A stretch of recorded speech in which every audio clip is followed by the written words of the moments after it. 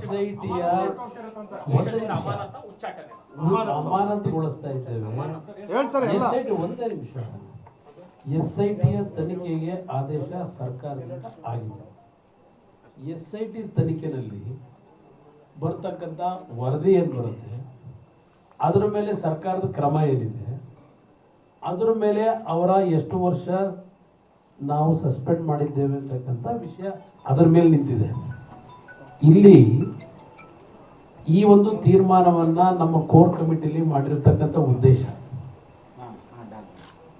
JDS ಪಕ್ಷ ಯಾವುದೇ ಕಾರಣಕ್ಕೂ ಯಾವುದೇ ಮಹಿಳೆಯರಿಗೆ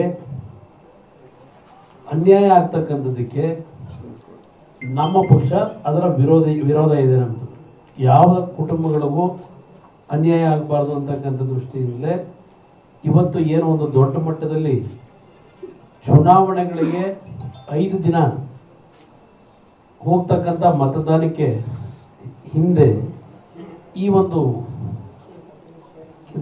ಪೆನ್ ಡ್ರೈವ್ನ ಬಿಡುಗಡೆ ಆಗಿರ್ತಕ್ಕಂಥದ್ದು 5 ದಿವಸಗಳ ಕಾಲ ಪ್ರಾರಂಭಿಕದಲ್ಲಿ ಏನು ಅಂತ ದೊಡ್ಡ ಮಟ್ಟದಲ್ಲೂ ಚರ್ಚೆಗಳು ಆಗಲಿಲ್ಲ.